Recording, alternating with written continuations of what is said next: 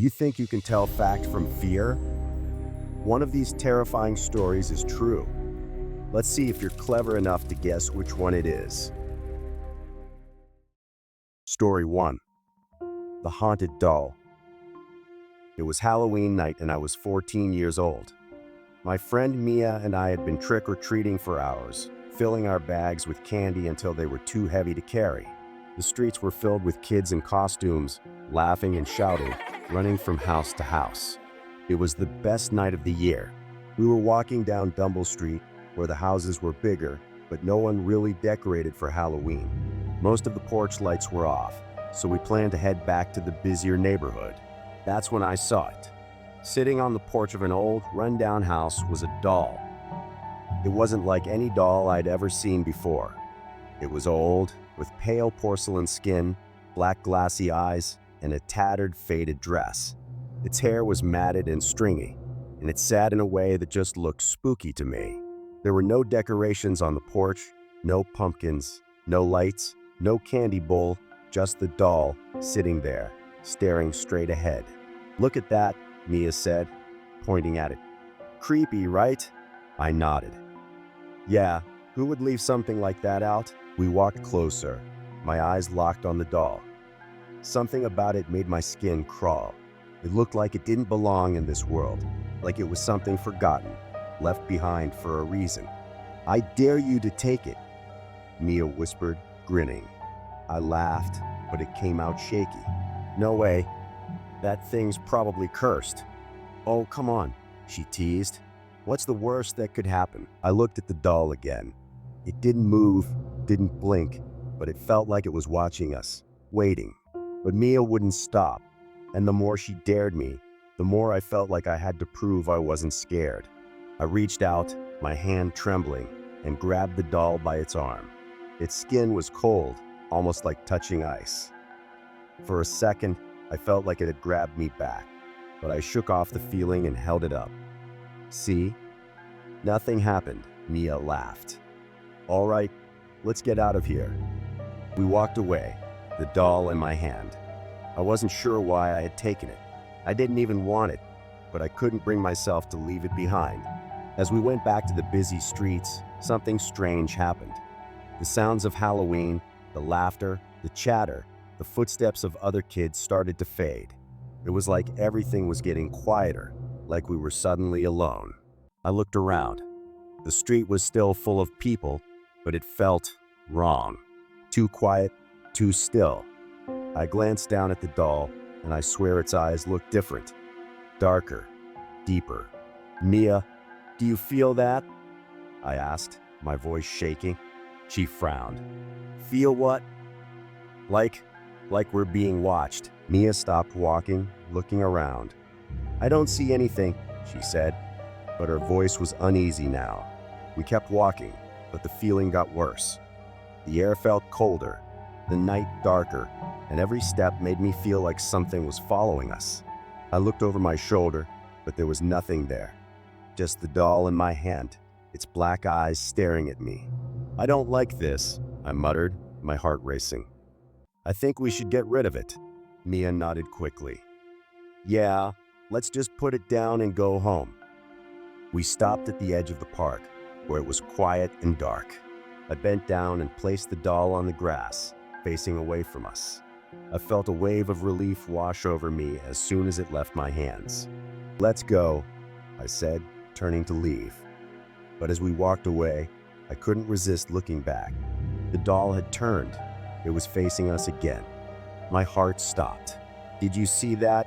I whispered. Mia froze. "See what?" "The doll." It moved. Mia slowly turned around, her face pale. The doll was sitting in the same spot, but now its head was turned, those glassy eyes staring right at us. "We're leaving," Mia said quickly, grabbing my arm. We ran the rest of the way home, too scared to even look back again. That night, I couldn't sleep. I kept thinking about the doll, those dark eyes, the way it seemed to follow us.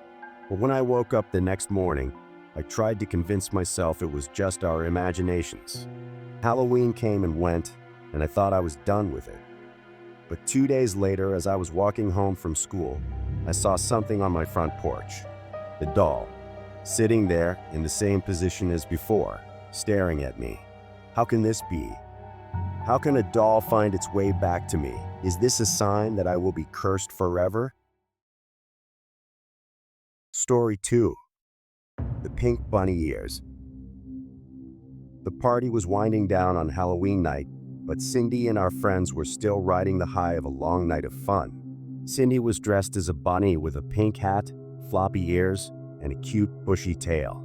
She was laughing at every joke, dancing like nothing else mattered, and I remember thinking how much I loved this time of year.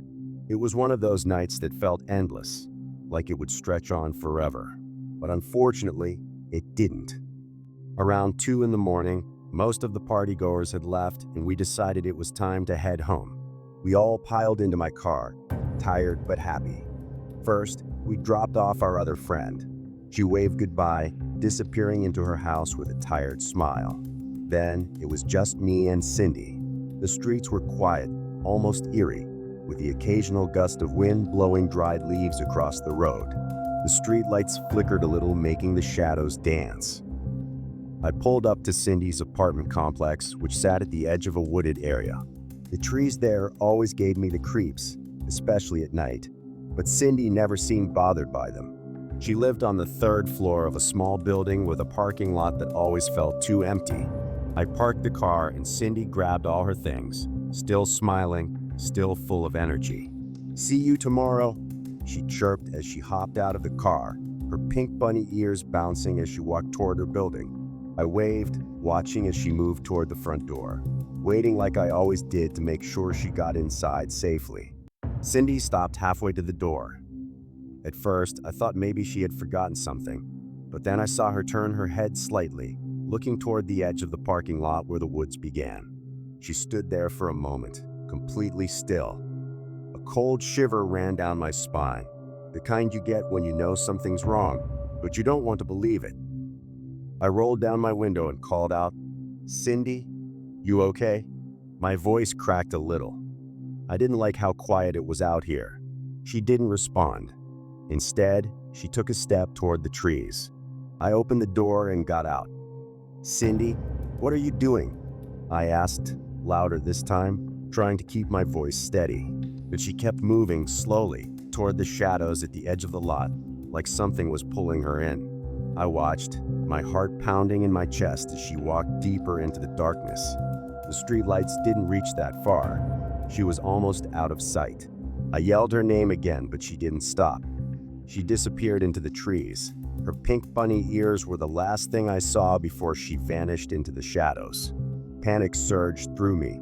I ran after her, my shoes slapping against the pavement as I crossed the parking lot. "Cindy!" I screamed. But the moment I reached the trees, I stopped. It was dead silent. No wind, no rustling leaves, no footsteps. Just nothing. I shone my phone's flashlight into the woods, but it barely cut through the darkness. I took a few steps in, calling her name, my voice shaky and small. "Cindy? Come on, this isn't funny." But there was no answer. I kept moving forward, my eyes darting around the trees, trying to catch a glimpse of her. My flashlight sucked as it wasn't powerful enough to reach further, and that's when I heard it, a faint crack of a branch, like someone stepping on it. "Cindy?" I whispered. I was starting to feel like I wasn't alone anymore. The darkness around me felt thick, almost alive. Then, just as quickly as it started, the sound stopped. The silence swallowed everything again. I stood there frozen, every instinct in my body telling me to turn and run. And I did. I sprinted back to my car, barely able to breathe. My heart pounded in my chest, and I fumbled with the door handle before finally yanking it open. I jumped inside, slammed the door shut, and locked it. My hands shook as I tried to dial her number. It rang a few times, but there was no answer. I even tried calling a second time. By now, my heart was racing and my mind spinning with 100 terrible thoughts. I looked out into the dark trees, half expecting to see her walk out, grinning, telling me it was all a joke. but she didn't. I drove up to her apartment and ran to her door, pounding on it, yelling her name, hoping she'd be inside, safe, maybe already asleep. Unfortunately, that wasn't the case. The next day, the police were called. Search parties combed the area, looking through the woods, knocking on doors, but it was like she had vanished. There were no footprints, no signs of a struggle, nothing. She had just disappeared. And I was the last person to see her. In the days and weeks that followed, I was questioned over and over. They asked me the same things. Was she acting strange? Did she mention anyone following her? But I didn't have answers. I kept replaying that moment in my head, her turning toward the woods with something drawing her in. The searches continued, but Cindy was never found. It's been years now. Every Halloween, I go back to that parking lot. I stand by the edge of the trees where I last saw her. Sometimes I think I hear something, a soft rustling, like footsteps in the leaves, or a faint voice calling my name. And every year I wonder if Cindy is still out there, wandering in the dark. But I never go into the woods. I can't. Not after what happened. Because I know, deep down, whatever took her is still out there. Story 3. Trapped in the dark. It was the last Halloween I ever went trick-or-treating. I was just a kid, and my friends Ashley and Mike dared me to knock on the door of the old Allen house. Everyone in town said it was haunted. The windows were covered in thick dust, the yard was full of weeds, and the front porch creaked even when there was no wind. No one had seen old Mrs. Allen in years, but the house. It still stood there like it was waiting for something or someone. I tried not to look scared, so I told them, "Fine, I'll do it." My heart pounded in my chest as we walked closer. The street was quiet, no one else was around. The full moon hung low in the sky, casting strange shadows on the ground. Ashley and Mike stopped at the gate. They weren't coming any closer. I stepped up to the front porch, each step louder than the last. My breath caught in my throat as I raised my hand to knock. I made 3 timid knocks on the wooden door. Nothing. No lights, no sounds. Just the wind whistling through the trees. "See? Nobody is home," I whispered to myself, feeling a small bit of relief. But then, the door creaked open. Not all the way, just a crack. I took a step back, ready to bolt down the stairs when something caught my eye. Inside, the hallway was dark except for a dim, flickering light at the end.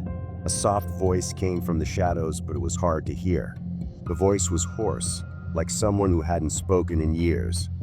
My feet felt like they were glued to the ground. I looked back at Ashley and Mike, but they were frozen, their eyes wide. I was all alone now. Something inside me told me to walk away, to leave that house and never look back. But another part of me, the curious part, made me step inside. The air was cold, colder than it had been outside. It smelled like old wood and something else, something rotten. The door closed behind me with a soft thud, and I nearly jumped out of my skin. I turned back to the door, my hand reaching for the knob, but it wouldn't budge. It was locked. I was trapped. The hallway seemed to stretch forever. The light was dim and flickering. It was the only thing guiding me forward. I walked slowly, my shoes squeaking on the wooden floor. Each step echoed, making it sound like someone was following me. "Hello," I called out, my voice trembling, but there was no answer. Suddenly, the light went out. I was plunged into darkness. My heart raced. I reached out, trying to find the wall, but my hand touched something cold and soft. It felt like old skin. I pulled my hand back, gasping, my fingers tingling with fear. And then I heard breathing. Soft, raspy breaths, like someone was standing right next to me. I froze, afraid to move, afraid to even breathe. The breathing grew louder and closer. I turned to run, but something grabbed my arm. Cold fingers wrapped around my wrist. I screamed, pulling away with all my strength, but the grip tightened.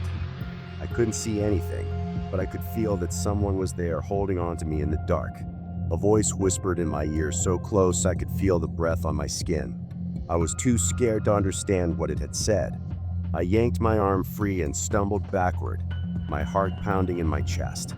I ran toward where I thought the door was, crashing into walls and feeling for the way out. I couldn't see anything. It was pitch black. Then, just as suddenly as it had gone out, the light flickered back on. I was standing at the front of the hallway right where I had started. The door was open and my friends were standing outside, shouting my name. "Alex, come on, get out of there," they screamed. Without thinking, I bolted for the door, my feet barely touching the ground. I leapt through the doorway and out into the cool night air. The door slammed shut behind me, rattling the entire house. Ashley and Mike grabbed my arms, their faces pale. "What happened?" Ashley asked, her voice shaking. I looked back at the house. It was silent again. But in the window, just for a moment, I saw her, an old woman with hollow eyes staring at me. Her mouth moved, mimicking words I couldn't hear. Then she disappeared. We didn't stick around. We ran as fast as we could, not stopping until we were far away from that house. I never told them what I had felt, what had grabbed me. But I knew one thing for sure, whatever was in that house, it wanted me to stay. Which story do you think is based on true events? The haunted doll, the pink bunny ears, trapped in the dark? The answer is the pink bunny ears.